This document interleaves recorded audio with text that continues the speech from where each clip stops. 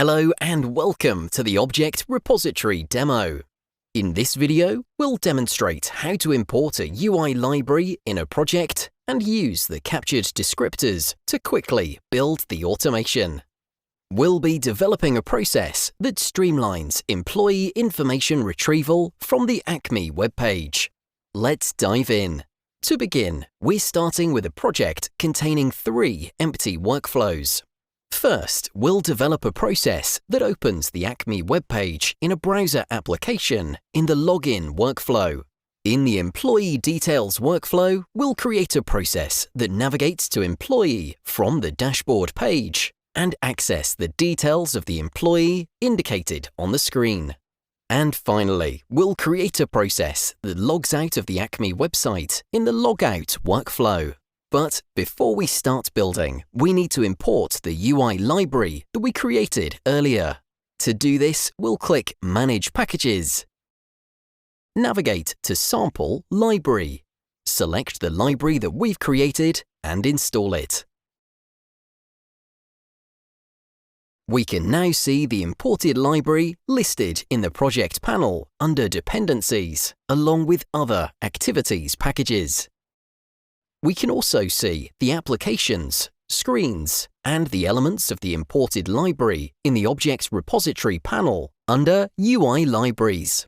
To use descriptors in our project, all we need to do is drag and drop them from the Object Repository panel to the Designer panel.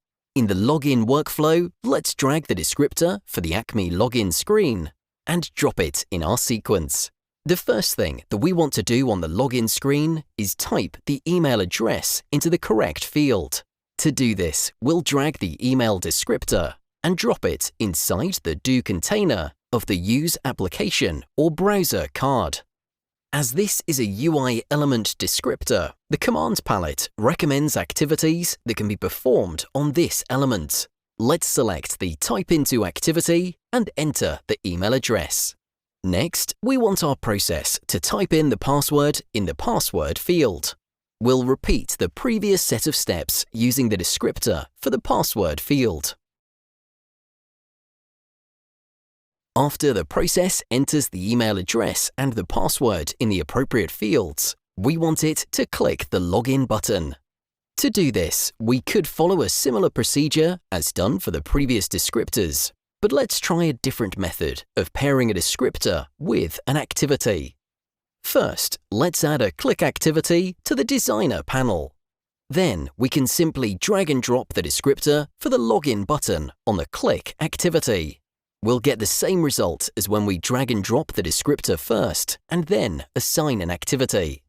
Note that activities using object repositories are marked by an icon that provides details such as the application, screen, and element name.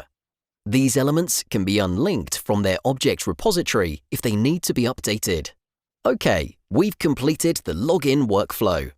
Let's run it and see how it works.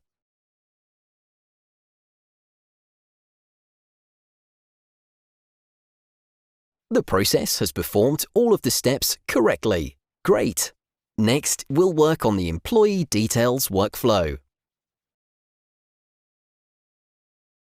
We'll add the dashboard screen descriptor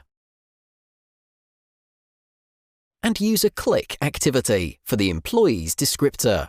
On the employee's screen, you can notice that we have the name of an employee and a close button. We want the process to access the details of the employee shown on the screen. As the imported UI library doesn't have a descriptor capturing the name, we'll use a getText activity to capture this UI element, which can later be added to our object repository. Next, we need a variable to save the extracted name. But instead of creating a new one, we'll use the variable present in the employee details descriptor. But before that, let's add the descriptor for the close button and use a click activity for this element. Now we'll add the employee details descriptor and use a click activity for this element as well. Once done, we're prompted with an option to create the employee name variable used in this descriptor. Let's go ahead and create it.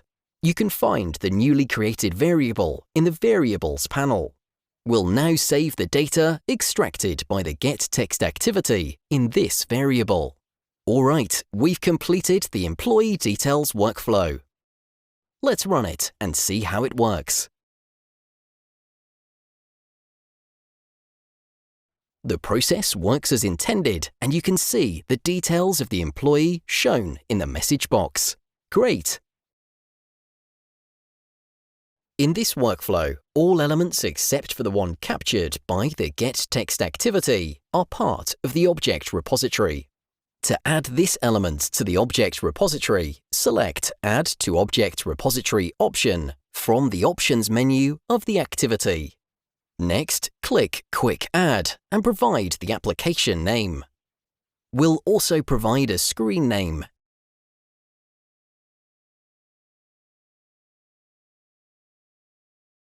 and indicate the screen containing the element. You can find the newly added element in the Object Repository panel under Project UI Descriptors. We can later add this element to any UI library that we want. Let's develop the last workflow in our project.